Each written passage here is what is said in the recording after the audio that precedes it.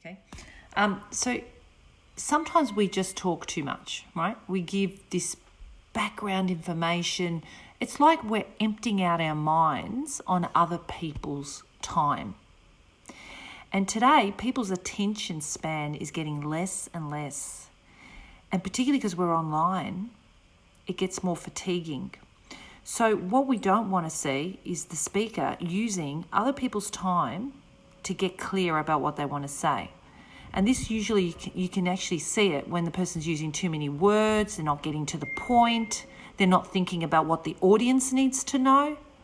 What are they there to do? Like, they haven't sorted out the why. What's in it for them, the audience, the listener, the receiver? What's in it for them to listen to you? They're not there for you. They are there for themselves. So you've got to think, when I'm speaking, how can I get to the point quicker? How can I give them what they want? How can I serve them by you being passionate about it first and foremost, being clear about what you're going to say in their digestible way? So you've got to imagine this.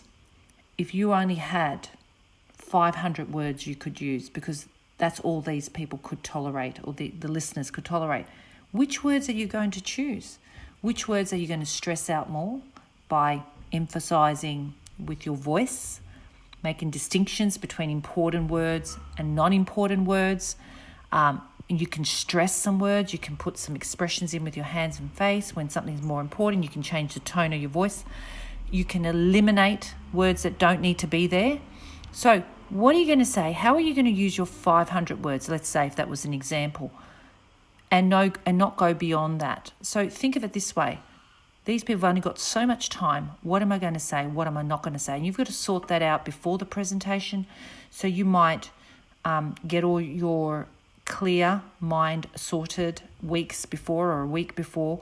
You'll be very clear with a mind map, perhaps, and sorting things into your why, your what, your how, and then a what if, okay, according to that structure that I've given you called Format by Patrice McCartney. Now, you could do that. You could get everything clear and then understand your audience and sort out what they need to know. Now, say to yourself, I can't use everything. I need to use what they need to know only, and get to the point as specifically as possible. Because the more they can feel it, the more they can hear it, the more it's about them, the more successful you'll be.